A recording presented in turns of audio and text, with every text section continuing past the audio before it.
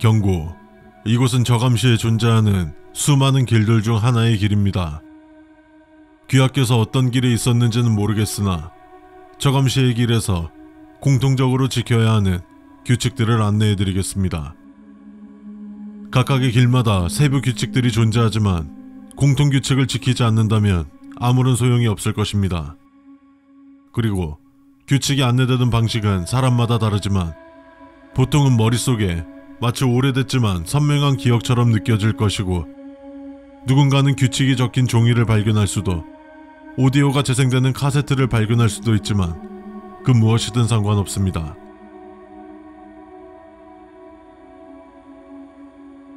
첫 번째, 모든 게 교차되고 엇갈린 이 길에선 수많은 운명이 존재합니다. 이 길의 끝에 무엇이 있을지 그 아무도 알 수 없지만 귀하가 스스로 길을 개척해 나가야 한다는 사실을 인지하십시오. 1-1. 귀하가 끝내 다다른 종착지에 무엇이 존재할지, 또 과연 실제로 존재할지는 아무도 알 수 없습니다. 하지만 이 길에 진입한 이상 생존을 포기하지 마십시오. 1-2. 이 길은 마치 암흑에 뒤덮인 듯 어둡고 음산할 것입니다. 무엇이 귀하를 덮고 있는지는 상상하지 마십시오.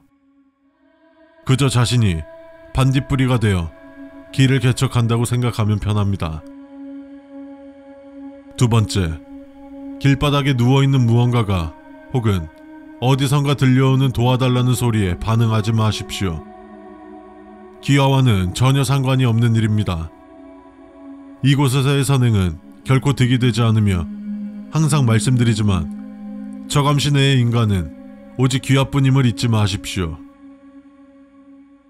세 번째, 정오나 새벽 사이에 길을 거닐다가 머리 위에서 늑대의 울음소리가 들린다면 100초 안에 사거리마다 있는 빨간 전화부스로 들어가십시오.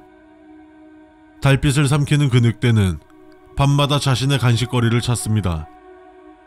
다른 곳으로 숨는 건 의미 없습니다.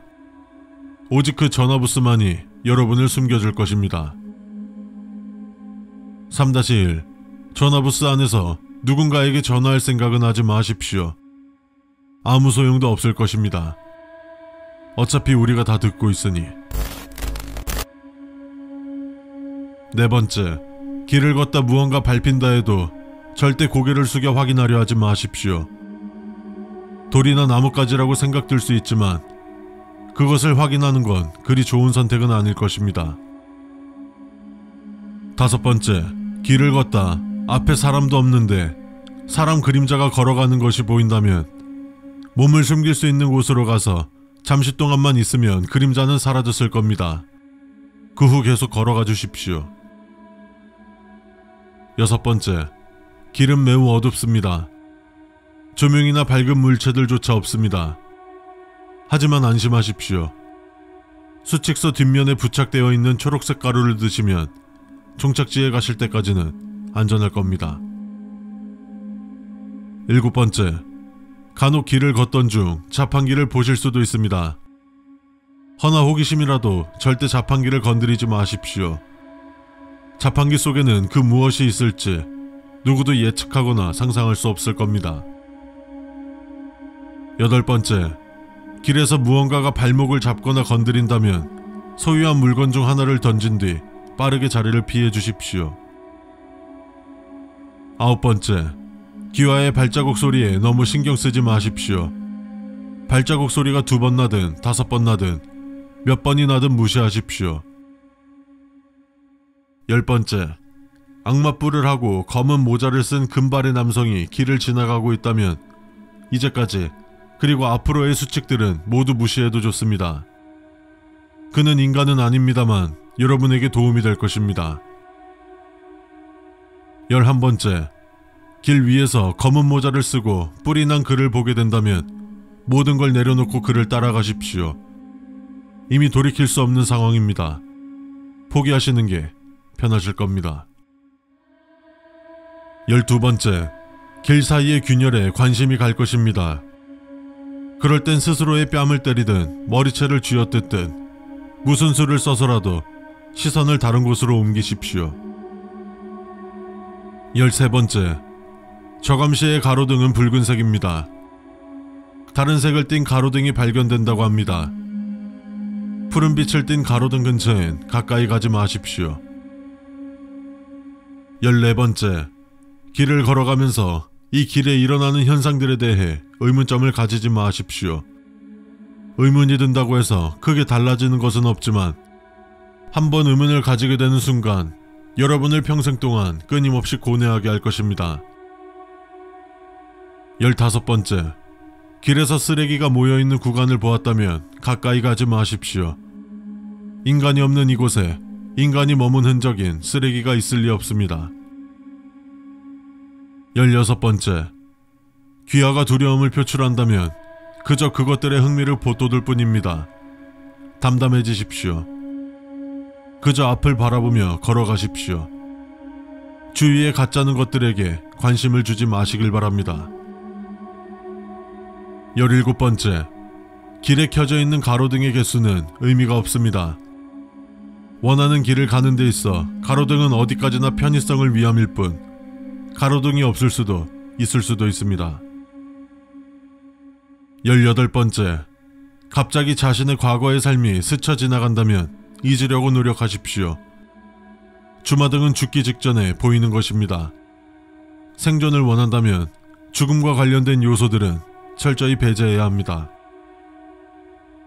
19번째, 만일 갑작스럽게 비가 내리기 시작한다면 즉시 근처 건물이나 상가로 들어가십시오. 건물에 들어가신 이후에도 계속 벼락이 치거나 비바람이 거세게 몰아칠 것입니다. 허나 그렇다고 해서 비가 그칠 때까지는 절대로 밖을 보지 마십시오. 20번째, 길을 가더라도 엔드로드에 도착할 수 있습니다. 그곳에 도착한다면 다시 뒤돌아갈 방법은 존재하지 않습니다. 기회의 마지막 선택을 응원하겠습니다. 이 수칙은 다시 말하지만 저감시의 모든 길에서 지켜야 하는 공통 규칙일 뿐입니다.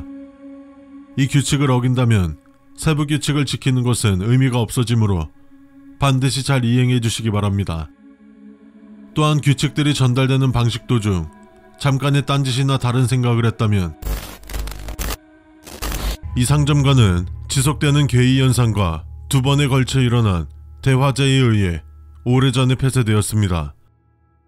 이 안내서를 읽고 계시는 당신에겐 하나의 잘못도 없습니다. 당신은 평범한 상점가에 진입하였으나 불행히도 괴이 현상에 휘말려 이곳 백화상점가에 도달하셨겠지요. 만약 당신이 무사생환에 성공하신다면 초자연현상 대처협회로 연락해 주시기 바랍니다. 당신의 탈출 과정 진술 중 알려지지 않았던 요소가 있다면 본 협회가 당신에게 대량의 사례금을 지급할 것입니다. 당신의 무사생환을 기원합니다.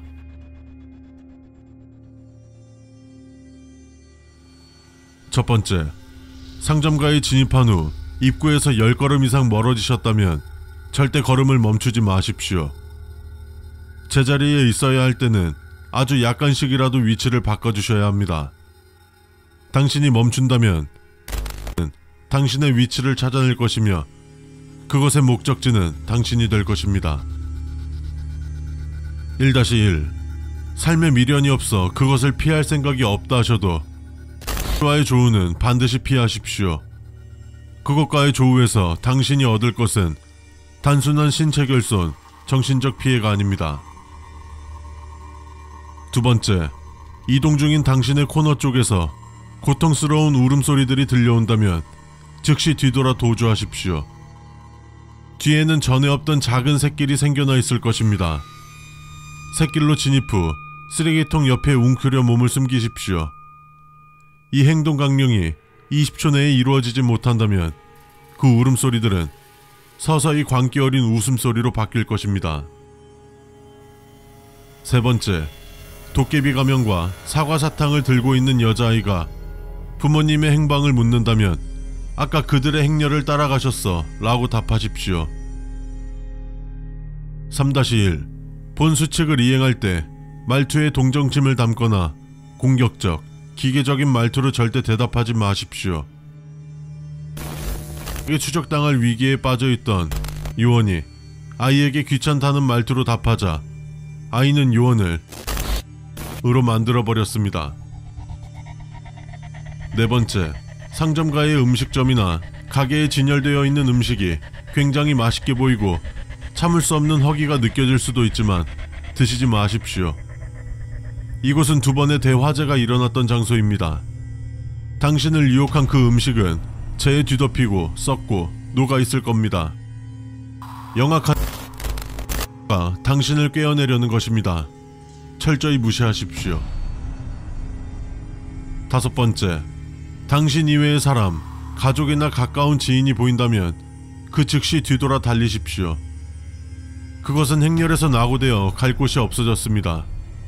그리고 그것은 길동무를 원할 것입니다. 6번째, 분신키 시육인 정육점 뒤에 걸려있는 손질되지 않은 고기들을 바라보지 마십시오. 형상이 이상하다 해도 가축이라 생각하십시오. 6-1. 가끔 정육점의 주인이 이동 중인 당신을 멈춰 세우려 할 수 있습니다. 주인의 존재 자체를 무시하십시오. 말이 들리는 티를 내거나 그 방향을 바라보거나 대답을 하지 마십시오. 자신을 인지했다는 것을 안 주인은 텅 빈 창고에 새로운 고기를 채우기 위해 나설 것입니다. 6-2. 이미 눈을 마주쳤다면 스스로 그것에게 접근하십시오. 그것이 당신을 잡으러 왔을 때보다는 비교적 편안한 끝을 맞이할 수 있습니다. 7번째, 당신이 6번째 가게를 지나 아무거나 옷수선점 앞을 지날 때 악취가 풍겨오거나 몸에 닿았을 때 기분이 우울해지는 바람이 불어온다면 즉시 가게 안으로 진입해 진열된 드레스들 사이로 몸을 숨기도록 하십시오. 상점가의 그 거리를 지나고 있다는 의미입니다. 특유의 울음소리들이 희미하게 들려오는 수준으로 작아졌다고 나가지 마시고 근처에 있는 마네킹의 팔을 뜯어 문 밖으로 내밀어 보십시오. 만약 마네킹의 팔이 거친 타격음과 함께 부서진다면 10분 더 가게 안에서 머무르십시오. 8번째, 당신의 진입 이후 2시간이 지나거나 현실의 시간으로 새벽 4시가 된다면 상점가인 이용객들이 나타나기 시작할 것입니다. 이 시점부터는 정육점 주인 등 우두머리 개체들의 인지 능력이 하락해 당신은 그들의 위협에서 벗어나실 수 있을 겁니다. 그러나 당신을 쫓는 울음소리는 이 시점부터 끔찍히 내지르는 비명소리로 바뀔 것이고 그것에게 발각된다면 어떤 방법도 없습니다. 희미한 울음소리를 포착하고 그것과 최대한 멀어지십시오. 오로지 당신의 감각과 청력만을 믿으십시오.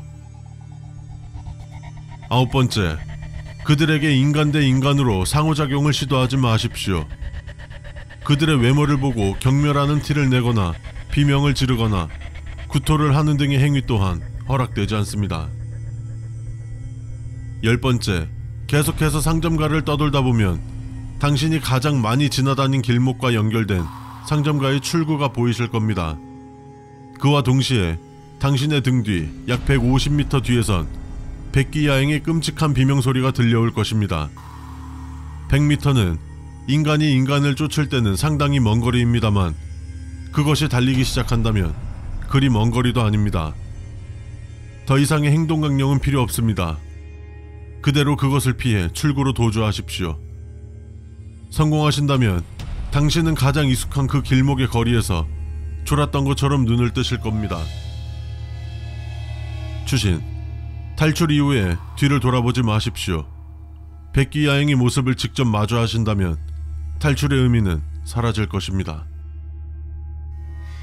경고, 이곳은 저감시에 존재하는 수많은 길 중 하나의 골목길입니다. 귀하께서는 저감시의 길에서 공통으로 지켜야 하는 규칙들을 숙지하고 계실 겁니다. 각각의 길마다 세부 규칙들이 존재하지만 공통 규칙을 지키지 않는다면 아무런 소용이 없을 것입니다. 그리고 규칙이 안내되는 방식은 사람마다 다르지만 보통은 머릿속에 마치 오래됐지만 선명한 기억처럼 느껴질 것이고 누군가는 규칙이 적힌 종이를 발견할 수도 오디오가 재생되는 카세트를 발견할 수도 있지만 그 무엇이든 상관없습니다.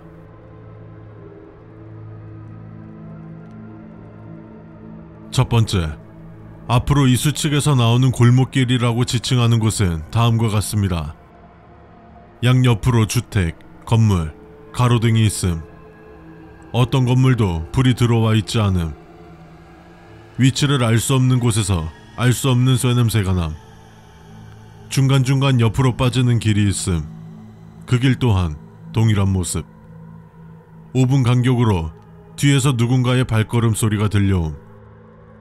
위 5가지 조건이 충족된다면 다음 규칙을 철저하게 따라주셔야 하며, 위 5가지 조건이 충족이 안 된다면 다른 골목길 혹은 다른 길일 수 있습니다. 두 번째, 가장 첫 번째로 지켜야 하는 것은 무슨 일이 있어도 걸음을 멈추지 마십시오. 기아의 걸음을 멈추게 하기 위해서 꽤 많은 현상들이 일어날 것입니다. 하지만 기아를 직접 붙잡거나 넘어뜨리는 등 물리적인 방법은 아닐 것입니다. 멈추지 말고 계속해서 걸어가십시오. 세 번째, 무엇보다 기아의 길 앞에 새겨진 발자국을 깊게 신경 쓰지 마십시오. 그저 이곳에 남겨진 그림자일 뿐입니다. 최대한 무시해 주시길 바랍니다. 네 번째, 골목길의 끝자락에 희미한 빛이 보인다 하더라도 이를 의식하고 있다는 것을 드러내지 마십시오. 이곳은 기아의 생각보다 교묘하며 기아께서 무엇을 바라고 있는지 잘 알고 있을 것입니다. 다섯 번째, 양옆으로 놓인 가로등이 간헐적으로 깜빡인다면 그 순간부터 뒤를 바라보지 마십시오. 이 골목길에서 가로등이 깜빡인다는 것은 단순히 고장난 것이 아닙니다. 여섯 번째, 저감시의 골목길에서 지켜야 하는 규칙 중에는 저감시의 길에서 지켜야 하는 규칙에 상반되는 규칙이 존재하지 않습니다. 만약 이와 같은 규칙을 발견 혹은 인지하셨다면 모든 규칙이 잘못되었을 수 있으니 새로운 규칙을 발견 혹은 인지하기 전까지 걸음을 멈추지 마십시오. 일곱 번째, 길을 가던 중 어둠 속에서 희미한 무언가가 계속해서 의식된다면 현재 하던 행동을 반대로 하십시오. 예를 들어 뒷걸음질 친다거나 사족보행을 한다거나. 여덟 번째, 사방에서 사각사각거리는 가위질 소리가 들린다면 경주마처럼 앞만 보고 걸으십시오. 조금도 옆을 봐서는 안 됩니다. 귀 바로 옆에서 머리카락이 잘리는 느낌이 들더라도 오롯이 앞만 보고 걸으십시오.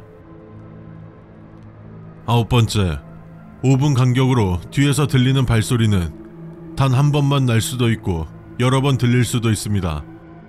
따라서 잘 듣고 판단해야 합니다. 귀하께서 지켜야 하는 수칙이 달라질 수 있으니 말이죠.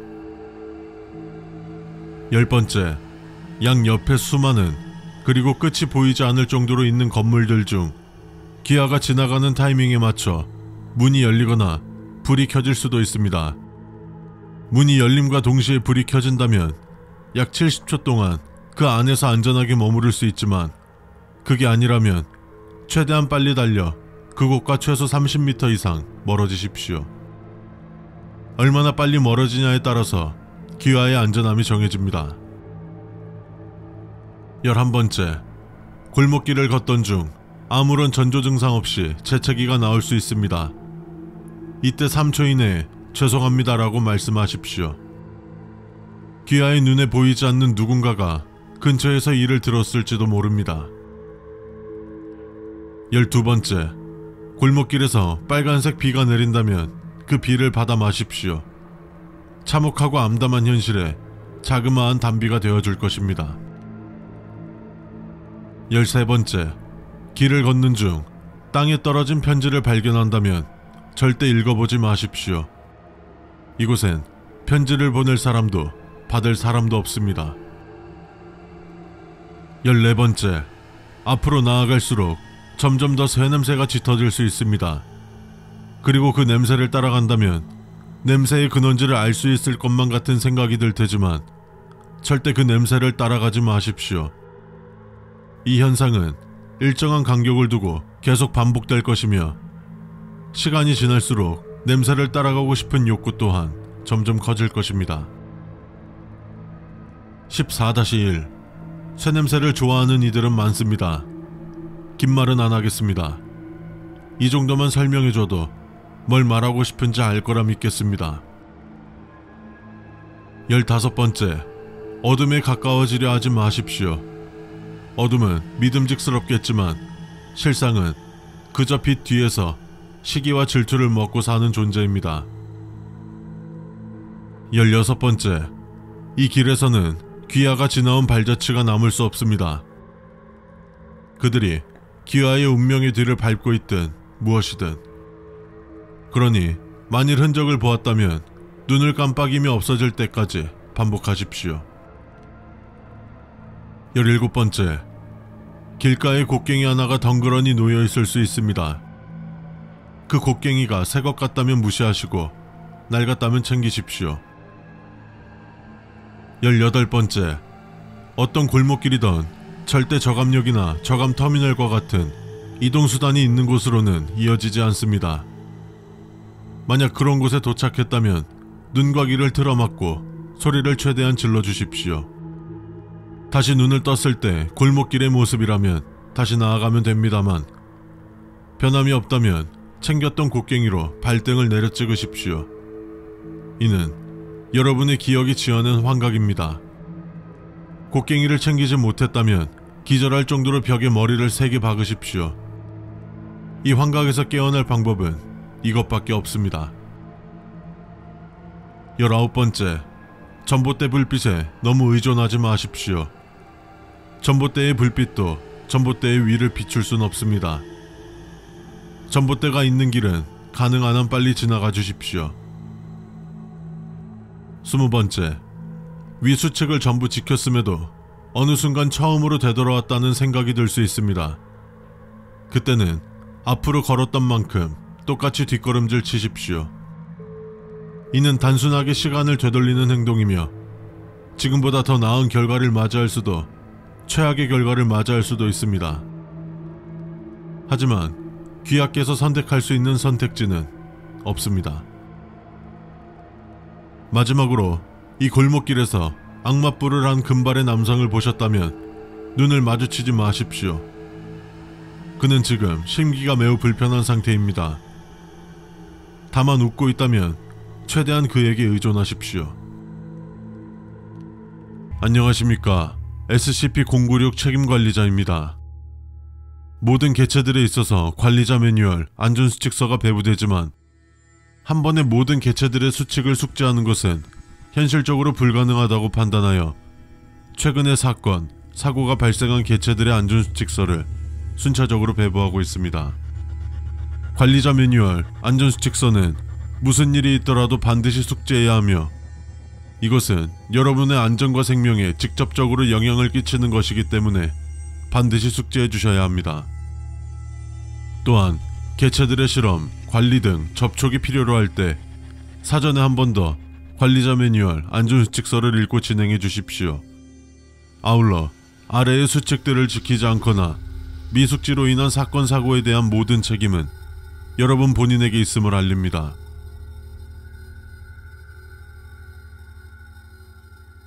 첫 번째, 일련번호 SCP-096, 이름 부끄럼쟁이, 격리 등급 유클리드. 해당 개체는 정사각형 크기의 밀폐된 강철 큐브로 만들어진 격리실에 격리되어 있습니다. 매주마다 격리실의 금이나 구멍 등 균열이나 손상이 있는지 확인하는 것이 의무입니다. 1-1 또한 격리실에 출입할 때는 그 어떤 카메라나 광학기기, 녹화 장비를 소지할 수 없으며 보안 직원 및 관리자는 개체가 격리실에 있는지 확인하기 위해 미리 설치된 압력 센서와 레이저 센서를 수시로 확인 및 기록해야 합니다. 두 번째, SCP-096은 약 2.38m의 큰 키를 가진 인간형 생물체입니다. 개체는 매우 적은 양의 근육을 가지고 있으며 영양실조 초기 증상을 보입니다. 특징으로는 길이 약 1.5m의 긴 팔을 가지고 있으며 다른 신체에 비해서 비정상적인 비율을 가지고 있습니다. 피부는 혈색이 없다 못해 색소가 전혀 없는 것처럼 잿빛이 돌며 몸 어디에도 털이 존재하지 않습니다. 2-1.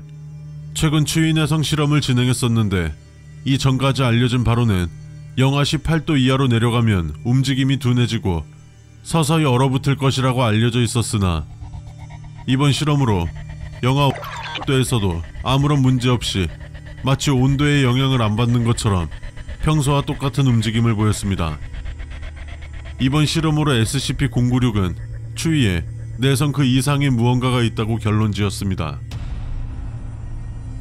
세 번째, SCP-096의 입은 보통 인간의 입보다 4배 정도 더 크게 벌어집니다. 얼굴 또한 보통의 인간과 비슷하나 회색의 눈동자와 큰 입이 차이점입니다. 때문에 개체가 앞을 볼 수 있는지에 대해서는 알 수 없으며 뇌도 인간과 똑같은 구조를 가지고 있습니다만 뇌의 기능이나 지능은 거의 없는 것으로 보입니다. 네 번째, 다행히도 SCP-096은 평상시에는 굉장히 온순하며 격리실 내부의 압력 센서의 기록에 의하면 개체는 하루의 대부분을 격리실 동쪽 벽 주변을 돌아다닙니다. 하지만 누군가가 직접 보거나 부끄럼쟁이의 모습이 녹화된 영상, 사진 상관없이 어떤 방법으로든 부끄럼쟁이의 얼굴을 보게 된다면 부끄럼쟁이는 얼굴을 손으로 가리고 비명을 지르며 알아들을 수 없는 말을 웅얼거리기 시작할 것입니다. 첫 대면 후 약 1에서 2분 후 부끄럼쟁이는 자신의 얼굴을 본 사람에게 달려들 것입니다. 이 시점부터 SCP-096의 얼굴을 본 대상은 SCP-096-1로 분류됩니다. 4-1. 현재까지 기록된 부끄럼쟁이의 속도는 시속 35km에서 10km이고 이는 SCP-096-1과 SCP-096 사이의 거리에 따라 달라지는 것으로 보입니다. 이때부터는 지구상에 존재하는 그 어떤 물질이나 방법으로도 부끄럼쟁이를 막을 수 없게 됩니다. SCP-096-1이 어디 있는지 또한 부끄럼쟁이를 막는 데 큰 효과는 없었으며 부끄럼쟁이는 096-1의 위치를 직감적으로 아는 듯이 보였습니다. 4-2. 하지만 현재까지 단 한 가지의 방법으로 부끄럼쟁이의 모습을 보는 것이 가능한데 그것은 사람이 직접 그린 그림으로 확인하는 방법입니다. 그려진 부끄럼쟁이의 얼굴을 본다면 아무런 현상이 나타나지 않았는데 점점 실제와 비슷하게 디테일을 점층적으로 높이며 실험하고 있지만 별다른 효과는 없었습니다. 4-2. SCP-096-1이 있는 위치에 도착하면 부끄럼쟁이는 SCP-096-1을 죽이고 합니다. 많은 실험이 있었지만 모든 실험에서 SCP-096-1은 흔적도 남지 않았습니다. 그 후 부끄럼쟁이는 몇 분 동안 그 자리에서 온순하게 앉아 있었으며 잠시 후 평정심을 되찾으며 완전하게 온순해집니다. 그 다음에는 자신이 원래 살던 지역인 로 돌아가려고 시도했습니다. 최근 박사는 SCP-096에 처분 요청을 했고 현재 승인 대기 중입니다. 사유는 최근 퇴역한 대령의 작전 내용 때문이었는데요. 작전 중 대령의 부하들이 SCP-096의 얼굴을 봤고 그 결과는 굉장히 참혹했다고 하는데 총을 맞으면서 병사의 다리를 잡아뜯고 집중사격으로 살점이 뜯겨나가는 와중에도 저지는커녕 오히려 더 날뛰었다고 합니다. 탱크를 휴지 조각처럼 날리고 엄청난 완력을 본 대령은 대전차 무기를 사용하라는 명령을 내렸고 직격으로 맞은 개체는 상체가 반쯤 날아간 상태였음에도 불구하고 끔찍한 사륙을 멈추지 않았다고 합니다. 위수칙을 지키지 않거나 미숙지로 인한 사건, 사고에 대한 모든 책임은 여러분 본인에게 있음을 알리며 SCP-096 담당자로 오신 걸 환영합니다. 벚꽃이 활짝 핀 어느 봄날 기분 좋은 꽃놀이를 하고 해가 진 이쁜 노을을 보며 집에 가고 있었다. 해가 길어졌다고 생각했지만 내 예상보다 해가 빠르게 저물었고 금세 어둠이 내려앉아 가로등이 하나둘씩 켜졌다. 매일 가던 길이라 아무 생각 없이 걷고 있었는데 가로등 불빛 아래 처음 보지만 어딘가 굉장히 익숙한 물건이 눈에 들어왔다. 누군가 버려놓은 멀쩡한 옷장이었다. 왜 버렸는지 이해가 안 갈 정도로 굉장히 깨끗하고 마치 방금 산 새 것처럼 보였다. 우리 집에도 옷장이 당연히 있기 때문에 그것을 가져갈 이유도 없었고 멀쩡했지만 내 취향도 아니었다. 한 걸음 한 걸음 집으로 걸음을 옮기고 있었는데 왜인지는 모르겠지만 그 옷장이 계속 눈에 밟혔다. 애써 무시하고 가려고 했지만 뭔가 그 옷장을 구석구석 살펴보고 싶다는 욕구가 참지 못할 정도로 솟구쳤다. 나는 무언가에 홀린 듯 그 옷장을 향해 달려갔고 그 옷장 정중앙에는 누군가가 급하게 휘갈겨 놓은 쪽지가 붙어 있었다.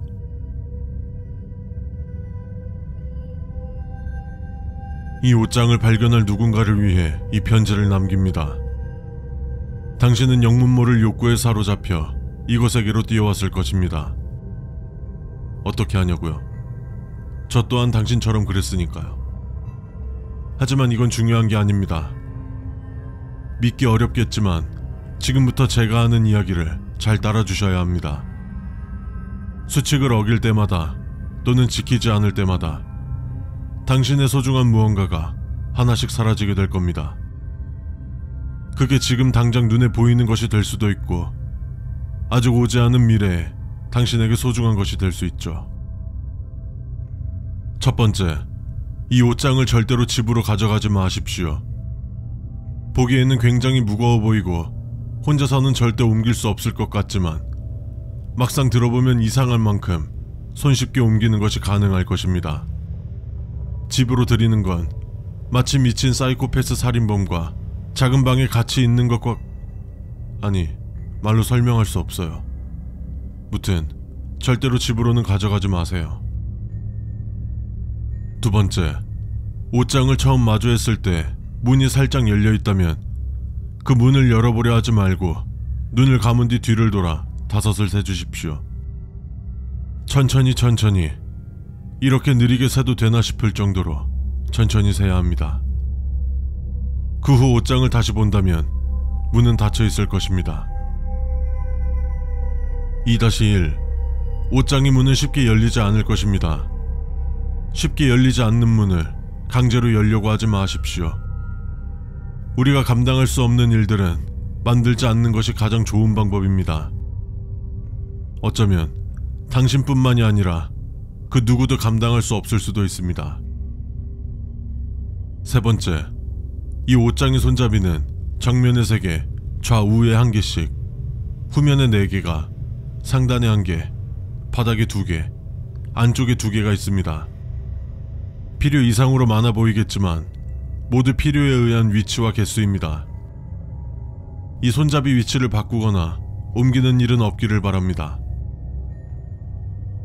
네 번째, 옷장의 옆면이나 뒷면, 아래 등 한눈에 볼 수 없는 어두운 곳들을 쳐다보지 마십시오. 만약 그것들이 당신의 시선을 느낀다면 그대로 끌려갈 수도 있습니다. 어딘지는 확실히 알 수 없으나 좋은 곳은 아닐 겁니다. 5번째, 옷장에서 두드리는 소리가 난다면 정확히 두드리는 소리만큼 옷장을 두드려 주시길 바랍니다. 다만 두드리는 소리보다 적게 또는 많게 두드리는 짓은 절대로 해서는 안 됩니다. 항상 청각을 곤두세우고 계십시오. 6번째, 가끔 그곳 내부에서 중저음의 아주 멋진 목소리로 무언가를 말하는 남성의 목소리가 들려올 수 있습니다. 그의 말을 듣고 있으면 안전하긴 하나 대답해서는 안 됩니다. 그의 정체를 알 것 같아도 모르는 척 하십시오. 7번째, 마치 옷장이 당신을 품으려는 듯 문이 활짝 열려 있거나 열리는 경우가 있을 것입니다. 그게 지금이 아니길 바랍니다만 문이 활짝 열려 있다면 그것을 뿌리치거나 완력으로 해결할 수 없을 것입니다. 잠시 그것이 원하는 대로 안에 들어가 있으십시오. 하지만 다시 문이 열릴 때까지 얼마나 걸릴지는 알 수 없습니다만 이것이 최선의 방법입니다. 7-1. 옷장 안쪽에 부적이 빼곡하게 붙어 있다면 최악의 상황만큼은 면할 것입니다. 부적이 안쪽에 붙어 있다면 아무리 길어도 10분 이내로 다시 문이 열릴 것입니다. 7-2. 안쪽에서 나와 그것을 봤을 때 묘하게 안과 밖이 뒤바뀐 듯한 느낌을 받을 수도 있습니다. 예를 들어 바깥면이 손잡이도 없이 동일한 재질과 색으로만 되어 있는 경우입니다. 그럴 때는 문을 열어주십시오. 쉽게 열릴 수도 있지만 마치 거대한 무언가가 문을 꽉 붙잡고 있는 것처럼 꼼짝도 하지 않을 수도 있습니다. 무슨 수를 써서라도 어떻게 해서라도 반드시 문을 열어주십시오. 7-3. 옷장 속에 무엇이 있든 그것에 관심을 가지지 마십시오. 여러분께 정말로 필요한 물건이 있을 수도 있지만 그 물건은 여러분의 것이 아닙니다. 그것들의 유혹을 이겨내십시오. 8번째, 무슨 일이 있어도 그것의 신체를 오래 접촉하고 있으면 안 됩니다. 불가피한 상황이거나 잠깐 동안의 접촉은 문제가 없으나 그런 것이 없을 경우에는 무조건적으로 오랜 시간 접촉을 피해야 합니다. 8-1. 앞서 말한 불가피한 상황 중에는 참을 수 없을 정도로 머리가 아파오는 경우가 포함됩니다. 그 경우 옷장에 몸을 기대고 잠시 눈을 붙여주십시오. 9번째, 8번 수칙에는 부가 항목이 존재하지 않습니다. 8-1과 같이 부가 항목이 보인다면 절대로 따르지 마십시오.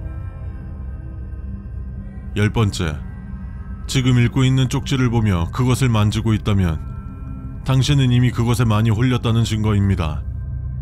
다시 정신을 차리고 놓친 수칙은 없는지, 없던 수칙은 천천히 확인하며 읽기 바랍니다. 11번째, 이것의 크기는 절대 변하지 않습니다.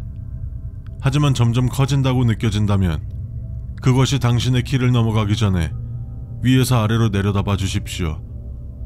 절대 겁먹어서는 안 됩니다. 당신보다 커지는 순간 그것을 되돌릴 수 없으며 충분하게 커진다면 당신을 짓이겨버릴 것입니다. 12번째, 절대 혼자서 움직일 수도 없으며 누군가가 옮기지 않는 이상 위치가 변할 일이 없습니다. 하지만 위치가 느리지만 조금씩 움직이는 것 같다면 아마 그곳의 유혹을 뿌리치기 힘든 지경까지 온 것일 겁니다. 마지막으로 나뭇가지 같은 곳으로 위치를 표시해두고 5분 정도 진짜 위치가 변한 것인지 확실하게 확인해 주십시오. 13번째, 옷장을 떠날 때에는 당신을 놓치기 싫어하는 것처럼 당신의 발걸음이 굉장히 무거울 것입니다. 그러나 당신이 떠나고자 하는 의지가 강하다면 발걸음은 점점 가벼워질 것이며 혹여나 의지가 가벼워지지 않기를 바랍니다. 여기까지 읽었다면 다시 한번 그것을 봐주시기 바랍니다. 아직도 그것이 옷장으로 보이십니까? 강사님 선배님, 강사님 선배님, 근무 나가실 시간입니다. 강사님 선배님, 강사님 선배님. 일어났다. 그만 껴. 이 씨발, 이 새끼 상병 달았다고 개념을 밥 말아먹었나? 첫 급함만 달랑 두고 들어갔네.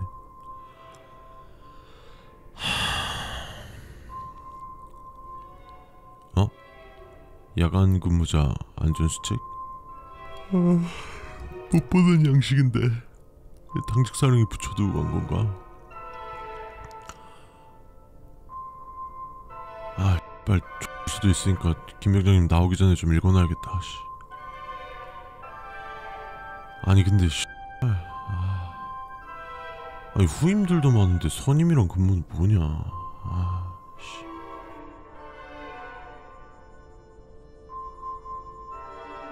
첫 번째, 지금 현재 깨어있는 사람은 이것을 읽고 있는 당신을 제외하면 그 누구도 깨어있지 않을 것입니다.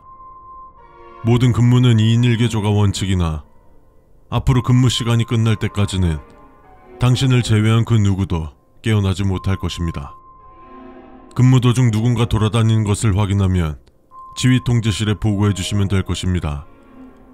물론 대답하는 이는 아무도 없을 것이지만 당신의 보고 기록은 자동으로 기록되며 추후 수칙을 보완하는 데 큰 도움이 되는 자료로 사용될 것입니다. 두 번째, 초범 불침번이 지휘 통제실을 제외한 모든 문을 잠그고 말번 불침번 근무자가 모든 문을 엽니다.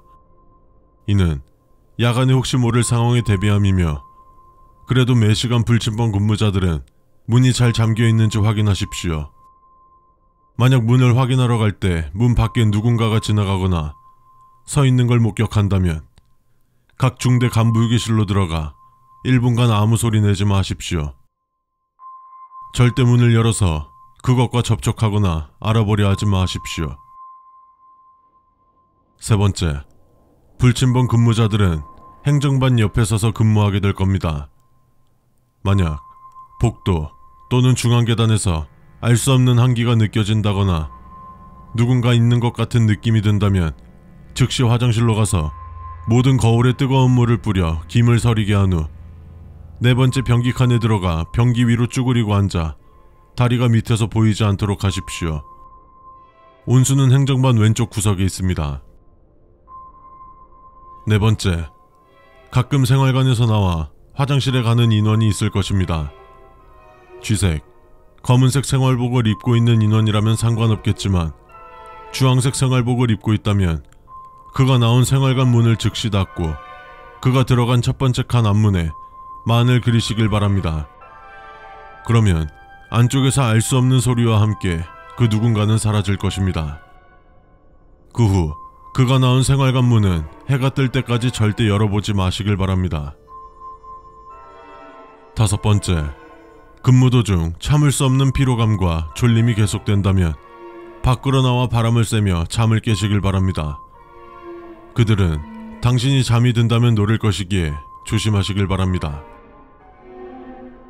여섯 번째, 사이렌이 울리면 5분 대기조가 출동할 것입니다. 하지만 지금 상황에서 사이렌이 울린다는 것은 굉장히 위험하고 다급한 상황을 알리는 것이며 아무리 사이렌 소리가 크더라도 모두 미동조차 하지 않을 것입니다. 마치 죽은 사람처럼. 사이렌 소리가 울린다면 그 즉시 본인의 생활관으로 들어가 자기의 자리에 누워 잠을 자는 척을 해주시길 바랍니다. 일곱 번째, 후후 부는 소리와 함께 스피커에서 알 수 없는 속삭이는 소리가 들린다면 귀마개를 끼거나 귀를 막아주시길 바랍니다. 절대 그 소리가 무엇인지 알려고 하지 마십시오. 그 소리는 우리가 알아서는 안 되는 소리입니다. 여덟 번째, 가끔 세탁기 내에 알 수 없는 쿵쾅거리는 소리가 들릴 것입니다. 이는 세탁기 내 과도한 빨래 또는 건조기가 너무 오래되어 나는 소리입니다. 그냥 그렇게 알고 계십시오. 그리고 절대로 세탁기가 있는 곳으로 가지 마십시오. 아홉 번째, 근무 도중 참을 수 없는 피로감과 졸림이 계속된다면 잠깐 조는 것은 괜찮지만 30초 이상 잠에 든다면 돌이킬 수 없는 일들이 발생할 것입니다. 또한 절대 밖으로 나가는 일은 없어야 합니다. 열 번째, 근무 도중 갑자기 막사 밖에서 사람의 비명소리가 들릴 수도 있습니다. 우리 부대 특성상 산과 가까워 고라니의 울음소리일 확률이 높습니다. 하지만 소리가 점점 커진다면 문이 잠겨 있는지 다시 한번 확인 후 6번 항목과 같이 생활관으로 돌아가 자는 척 하십시오. 그것은 혼자 있는 사람만 공격합니다. 11번째, 갑자기 모든 생활관 문이 열린다면 문 쪽으로 가 안쪽 공간으로 들어가 몸이 노출되지 않게 한 후 문을 닫아주시길 바랍니다. 어둠 속에서 알 수 없는 것들이 당신을 끌어내려고 할 것입니다. 12번째, 근무 도중 복도의 불이 계속 깜빡거린다면 그 즉시 하시길 바랍니다. 그들은 당신을 도우려고 온 것이 아닙니다. 13번째, 만약 근무 도중 허기가 느껴진다면 그 즉시 뭐라도 먹길 바랍니다. 그 허기는 당신의 허기가 아닌 어떤 것의 허기입니다. 음식이 없다면 자신의 신체 일부 또는 먹는 것이 아니라도 좋으니 최대한 빨리 드시는 것이 좋을 것입니다. 14번째, 이 수칙서는 수칙번호 앞에 어떤 기호도 들어가지 않습니다. 간혹 오타가 있어 들어갈 수 있지만 마지막으로 확인했을 때도 없었습니다. 만약 수칙 번호 앞에 어떤 기호가 있다면 그 수칙서는 잘못된 수칙서일 확률이 매우 높습니다. 15번째, 14번 수칙은 거짓입니다. 16번째, 근무 도중 문 밖이 갑자기 아침으로 보인다 하더라도 절대 믿지 마십시오. 잘 알겠지만 정말 아침이라면 기상 나팔 소리가 들릴 것입니다. 안녕하십니까. 철성농장 관리인을 모집합니다. 근무 시간은 오전 8시부터 오후 6시까지 기본 근무를 하며 주 1에서 2회 야간 당직을 하게 되실 겁니다. 당직 근무는 매월 마지막 주에 다음 달 당직 스케줄을 짜고 있으며 개인 사정이 있다면 얼마든지 조정이 가능합니다. 급여 및 자세한 사항은 첫 출근일에 자세히 알려드리겠습니다. 본 메일을 받으셨다면 5월 1일 오후 3시까지 안내된 주소지로 오시면 됩니다. 아울러 근무 시 숙지하셔야 할 몇 가지 규칙들이 있으니 규칙을 반드시 숙지해 주시기 바랍니다.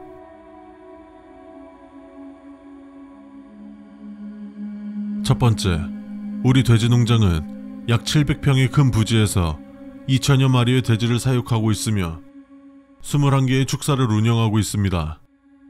과거에 비해서 많은 부분이 자동화되어 크게 힘쓸 일이 많이 줄었습니다만 비교적 줄어든 것이지 꽤나 힘든 일이 많이 있을 겁니다. 하지만 생명을 기르고 관리하는 업무인 만큼 책임감을 가지고 근무에 임해 주시기 바랍니다. 1-1. 농장 출입은 직원들만 출입이 가능하며 외부인의 출입은 엄격하게 금지되어 있습니다. 따라서 나눠드리는 보안카드를 상시 소지하고 계셔야 하며 임의로 케이스에서 빼내어 사용하거나 다른 케이스로 교체하지 마십시오. 두 번째, 산 중턱에 위치해 있다 보니 자차가 없다면 출퇴근이 어려울 수 있습니다.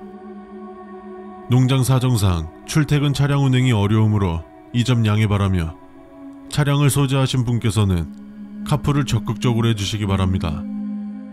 카풀 직원에게는 유류비 및 소정의 수고비를 제공하겠습니다. 2-1. 무엇보다 근처에 산이 많아 멧돼지나 곰을 목격하실 수도 있습니다. 만일 목격하셨다면 절대로 그들에게 접근하거나 위협하지 마시고 그들과 최대한 멀리 떨어져 호루라기나 방울과 같은 금속 소리를 이용하여 그들을 쫓아내십시오. 2-2. 간혹 인간보다 훨씬 거대하고 붉은 눈을 가진 멧돼지를 목격했다는 얘기가 있습니다. 저희도 자세한 정보는 파악하지는 못했으나 멧돼지는 매우 성질이 포악하며 위협적인 동물이므로 2-1 수칙을 따라 그들을 쫓아내십시오. 세 번째, 돼지는 탐욕스럽다는 인식이 있지만 의외로 영리하며 그리 탐욕적인 편도 아닙니다. 그러나 유독 뭐든 다 먹으려 하고 근처에 있던 돼지의 사체까지 먹어치우려고 하는 등의 이상 행동을 보인다면 사살하거나 무력화시켜 주십시오. 네 번째, 축사 어느 곳이든 내 외부로 CCTV가 설치되어 있습니다.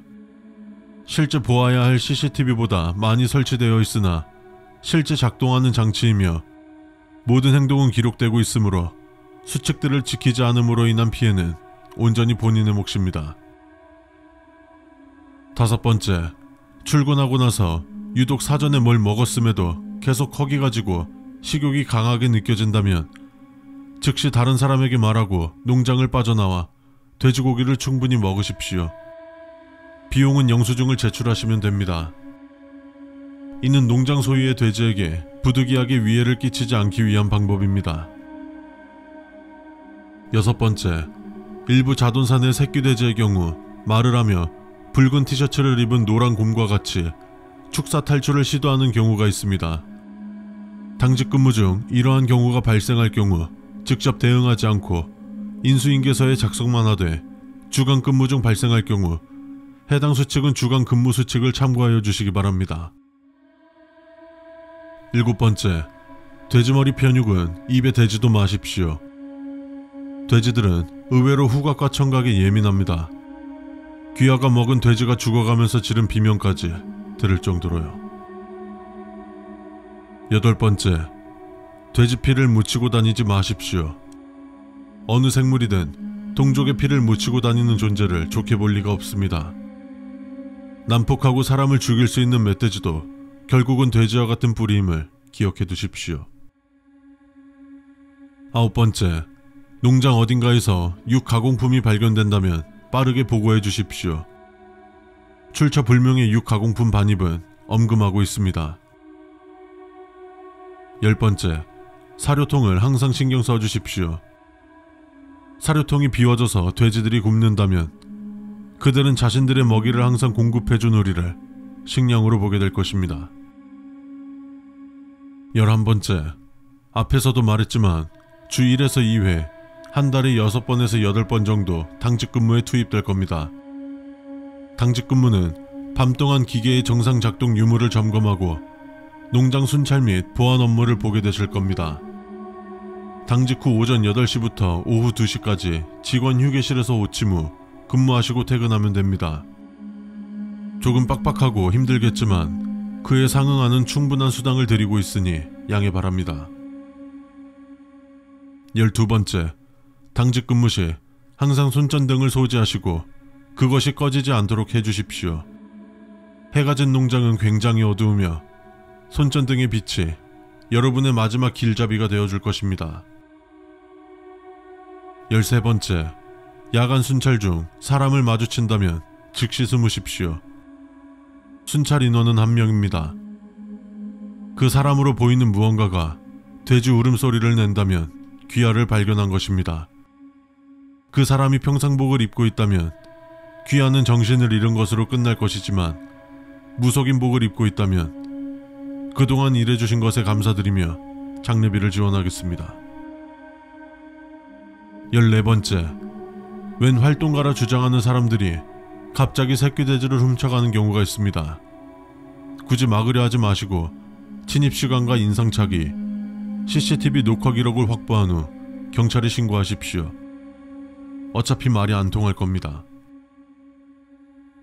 15번째, 야간 순찰을 돌던 중 돼지들이 괴성을 지르고 전등이 깜빡거리기 시작한다면 즉시 몸을 숨길 수 있는 곳에 숨어 이러한 현상이 끝날 때까지 기다리십시오. 16번째, 우리 농장의 구조는 H 모양의 구조를 하고 있으며 중간에 양쪽을 잇는 다리가 있습니다. 주간에는 상관없지만 새벽 2시부터 5시에는 이 다리에서 30초 이상 머무르지 마십시오. 웬만하면 이 시간 동안에는 이용하지 않는 것이 좋습니다. 16-1, 새벽 2시에서 5시 사이에 불가피한 사정으로 중앙 다리를 이용하실 때 앞으로 나아가도 거리가 줄어들지 않는다면 소지하고 계신 손전등으로 바로 앞을 비추며 그곳만을 바라보며 나아가십시오. 몇 걸음 가지 않아 반대편으로 도착해 있을 것입니다. 여기까지가 찰성농장 관리인이 지켜야 하는 안전수칙들입니다. 그럼 5월 1일 날 뵙겠습니다.